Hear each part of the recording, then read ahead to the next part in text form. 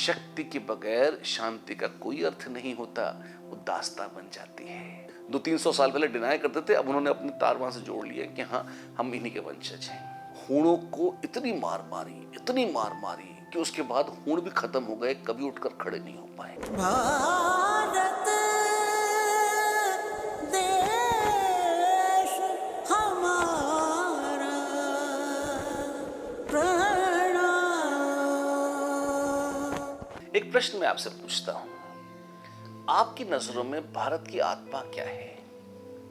जब हम essence of India की बात करते हैं, वो क्या भारतीय तत्व है जो भारत के लोगों में बहुत जाज्वल्यमान और प्रचंड रूप से, आप कह सकते हैं पिछले हजारों वर्षों से वर्तमान है? अगर एक शब्द आपको बोलना हो भारतीय लोगों की प्रवृत्ति और प्रकृति को लेकर, अगर एक शब्द आपको लेना हो और कहना हो कि भारत के लोगों का सबसे बड़ा गुण क्या रहा है, अलग अलग लोगों के अलग अलग विचार हो सकते हैं, 1, 2, 5 शब्द भी बोल सकते हैं आप, लेकिन अगर उन गुणों की आप बात करेंगे, उन आदर्शों की, उन मानकों की बात करेंगे, आप किसको चुनेंगे? कमेंट बॉक्स में लिखिए और जरा बताइए आपके लिए। ठीक है, जितनी हमारी बुद्धि हम डिस्कस करेंगे, हम बात करेंगे, आपकी नजर में भारत की आत्मा क्या है? आत्मा से मेरा मतलब है कि वो मेन गुण जो भारतीयों में अनादिकाल से रहा है। एंड सच तो ये है, आप इसे लिखिए, पहले यहां रोकिए, इसको पहले लिखिए आपको क्या लगता है, और फिर एक बार इस कथा को आगे बढ़ाइएगा। क्यों? अब जितनी मेरी समझ है उसके हिसाब से मैं बात करता हूं। देखिए क्या है, जितना मैं समझ पाया हूं भारत के इतिहास को, भारतीयों का सबसे प्रबल गुण रहा है वीरता। क्या बात कर रहे हो, वीरता?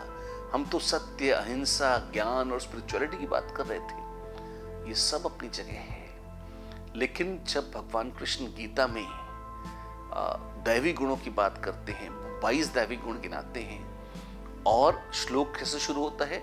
अभयम च सत्व संशुद्धे, अभयम च अभय, भय न होना, ये एक दैवी गुण है।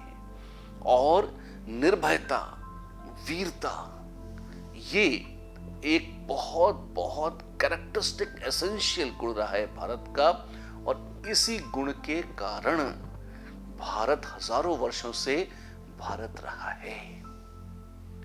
हम सत्य और अहिंसा के बल पर जीवित नहीं रहे हैं। सत्य और अहिंसा व्यक्ति के धर्म है। अगर कोई व्यक्ति इनका पालन करता है तो ये बहुत ऊंचे मानक हैं, इसमें कोई संदेह नहीं है। समाज के तौर पर, राष्ट्र के तौर पर सत्य और अहिंसा के मायने बदल जाते हैं। इनको ढंग से न समझ पाने पर ही हम चीन से पिटे थे, भारत का विभाजन हुआ, हमारी दुर्दशा हुई, वो सब। और ये पहली बार नहीं हुआ है। थोड़ा सा अगर आप रिवाइंड करें अतीत में, आप देखें कितने कष्ट और कितने प्रयास के बाद चंद्रगुप्त मौर्य और चाणक्य ने भारत के एक विशाल नक्शे की नींव रखी थी। एक पूरे देश को एक सूत्र में बांधकर एक विशाल भारत को संगठित किया था। सिर्फ 2 पीढ़ियों बाद, मतलब चंद्रगुप्त मौर्य हैं, फिर बिंबिसार हैं, और फिर अशोक आते हैं। अशोक के बाद साम्राज्य बिखर जाता है। क्यों? क्योंकि अशोक धीरे धीरे वो सत्य और अहिंसा का जप करने लगते हैं। जबकि अगर आप देखें तो अशोक ने इतने बड़े साम्राज्य को प्राप्त किया था, तो अशोक को महान जरूर लिखा है हमारे इतिहासकारों ने, लेकिन सच तो यह है अशोक द ग्रेट नहीं, it has to be the Chandragupta the great, और it has to be Chanakya the great, है ना। तो चाणक्य और चंद्रगुप्त की जो जोड़ी है, ग्रेटनेस तो इनमें है, जिन्होंने राष्ट्र की स्थापना करी, और अकारण ही, बगैर राष्ट्र की नीति को सोचे समझे, कमजोर पड़ जाने के कारण ही राष्ट्र का बार बार पराभव हुआ। राष्ट्र एक विशाल, एक संगठित राज्य के राष्ट्र की बजाय छोटे छोटे टुकड़ों में बिखरा, छोटे छोटे राज्यों, उपराज्यों में बिखरा, और बार बार बिखरता रहा, संगठित होता रहा, बिखरता रहा, संगठित होता रहा। अगर आप राजनीतिक रूप से देखेंगे तो ये इतिहास रहा है भारत का। सांस्कृतिक, और सामाजिक रूप से तो भारत एक था, एक ही रहा है, लेकिन ये जिसको आप पॉलिटिकल कहते हैं उस दृष्टि से ऐसा रहा। अब आप कहेंगे इसमें वीरता कहाँ गई, हम तो सत्य और अहिंसा के पुजारी हैं। ये सब नौटंकी आपने पिछले 70 सालों में देखी है ना, 70-75। अब तो हम अमृत उत्सव मना रहे हैं तो ऑफिशियली 75 वर्ष तो ये हो गए, 20-25 साल और जोड़ लीजिए, एक शताब्दी। उसके पहले अगर आप देखेंगे तो हमारा प्रधान तत्व वीरता है। हम वीर तत्व के ही उपासक हैं। हमारे यहां तो देवियों के हाथ में भी त्रिशूल और तलवार रहती है। तलवार लेकर हम शांति की बात करते हैं। गुरु गोविंद सिंह को देखिए, तलवार उन्होंने लगा रखी है और ध्यान लगा रखा है। भगवान शिव को देखिए आप, त्रिशूल है सामने रखा हुआ है और वो ध्यान में मग्न है। शक्ति के बगैर शांति का कोई अर्थ नहीं होता, वो दास्तां बन जाती है। ये बात भारत के लोगों को बहुत पहले से समझ में आ गई थी। आप इसको देखें। और क्यों मैं कहता हूं, क्या सबूत है इस बात का? हमको तो पढ़ाया गया है कि जी भारत हमेशा गुलाम रहा, हम पिटते रहे। पहले ही मुस्लिम आक्रमण हुए, उन्होंने हमें गुलाम बना लिया। फिर उसके बाद ये डच आए, पुर्तगाली आए, फ्रेंच आए, अंग्रेज आए, उन्होंने गुलाम बना लिया। हम तो गुलामी करते हुए 1000 साल बिता दिए हमने। कई लोग ऐसा बोलते हैं, मनोरंजक है ये, लेकिन एक तो ये झूठ है। हम गुलाम नहीं रहे, उस सेंस में नहीं जिस सेंस में आप कल्पना करते हैं। और दूसरा, ठीक है, उसके बारे में हम अलग से बात कर लेंगे, लेकिन जो दूसरा है वो ये कि थोड़ा सा चलिए इनके पहले चलते हैं। क्या आपने चंद्रगुप्त विक्रमादित्य का नाम सुना है? बहुत मशहूर सम्राट हुए चंद्रगुप्त विक्रमादित्य, बहुत प्रतापी, उज्जैन की राजधानी थी। और इनकी वंशावली को आप देखें तो इसमें आप देखेंगे समुद्रगुप्त बहुत बड़े राजा हुए हैं, फिर चंद्रगुप्त विक्रमादित्य, फिर कुमारगुप्त हुए हैं। तो ये वो हैं, जैसे चंद्रगुप्त विक्रमादित्य को शकारी कहा जाता है। शक, हूण और ये बड़ी कह सकते हैं बड़ी बर्बर प्रजातियां थीं जो मंगोलिया में रहती थीं। और उस समय का जो विश्व, आज से 1500 साल पहले का विश्व इनसे बड़ा डरता था। शक, कुषाण और हूण, आपने इनका नाम सुना होगा। तो चंद्रगुप्त विक्रमादित्य ने 18 साल की उम्र में, 18 साल की आयु में अपनी सेना को, राजकुमार थे वो, अपनी सेना को पूरी ले जाकर हिमालय पार करते हुए, सेना सहित पैदल चलकर एक आदमी के लिए हिमालय पार करना सरल नहीं होता। पूरे सैनिक अभियान के तहत सेना को हिमालय के पार ले जाना, वहां उन्होंने शकों को मारकर बिल्कुल जड़ों से खत्म कर फिर वो लौटे।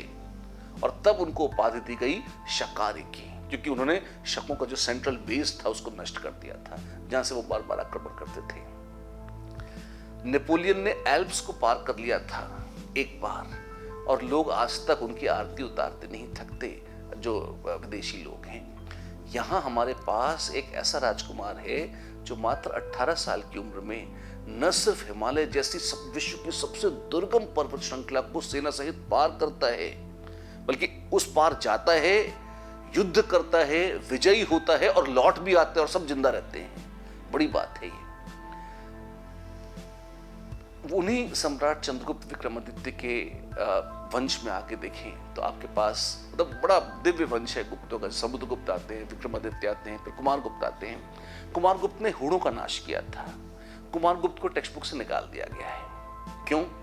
क्योंकि वो सबसे वीर राजा थे और सबसे असाधारण राजा थे। तो अब उनको हटाना बहुत जरूरी था ताकि आपको बताया जा सके कि हम मूर्ख हैं और हम कायर हैं। क्योंकि कुमारगुप्त जैसा राजा जिसने सुन लिया, कुमारगुप्त का इतिहास क्या है मैं बताता हूं आपको, आप सुनिए, 2-3 लाइनों सुनाता हूं।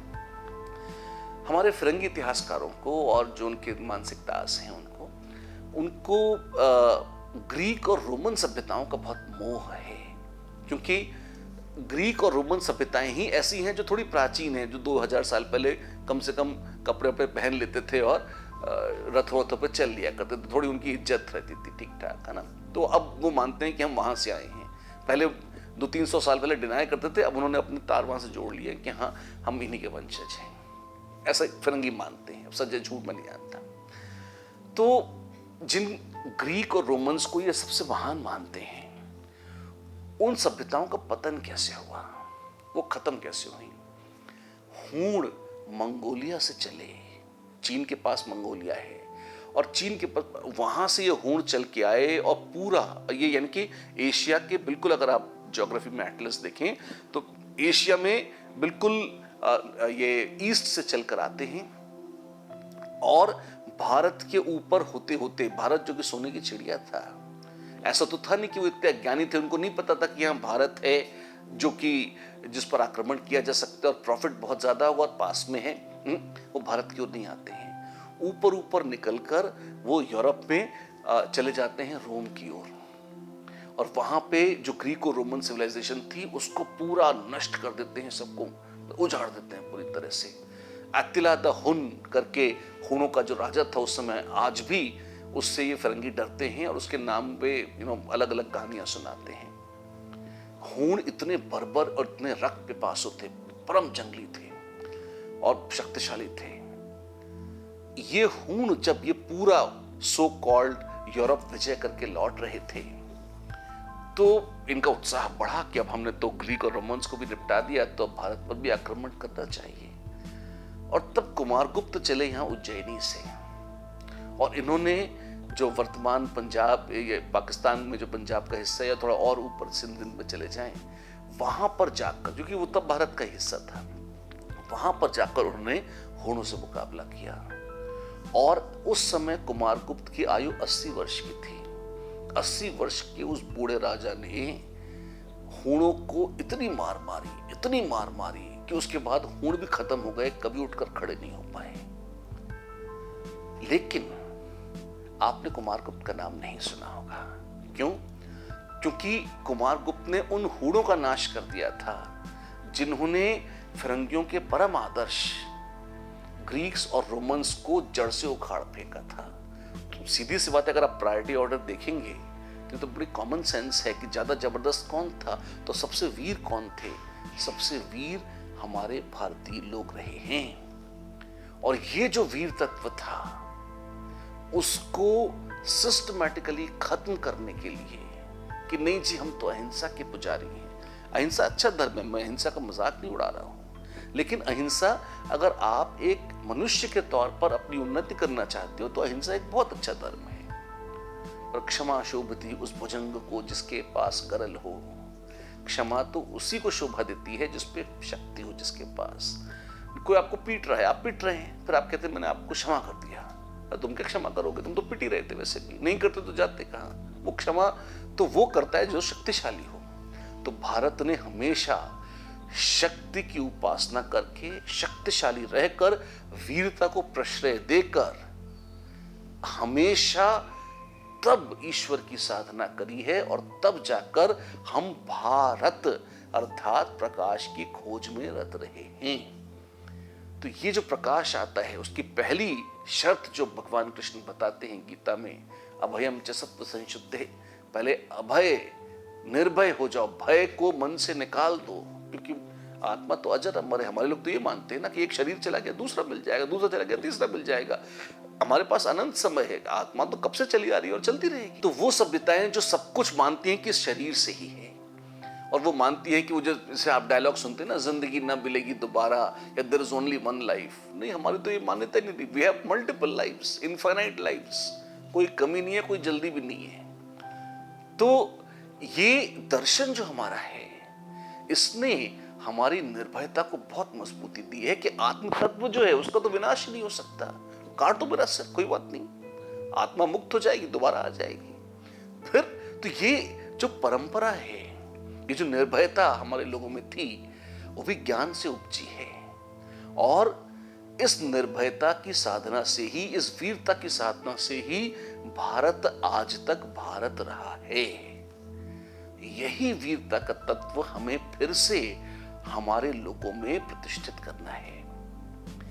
स्वतंत्रता के अमृत उत्सव की बात हो रही है, आजादी के 75 वर्ष हम पूरे कर रहे हैं। वो मान बिंदु जो हमारे मन से बिसर गए थे, हमारे वो आदर्श जिनको हम भूल रहे हैं, हमारे ध्यान से हट रहे हैं, उनकी जगह जहां दूसरे आदर्श रख दिए गए थे, हमारा प्रयास है कि हम इस मनन में, इस श्रृंखला में उनको पहचानें, देखें और कम से कम इस बारे में चर्चा करें, बात करें, क्योंकि हम उत्सव मना रहे हैं स्वतंत्रता का, तो अब मानसिक दासता और सांस्कृतिक दासता से भी मुक्त होने का समय आ गया है।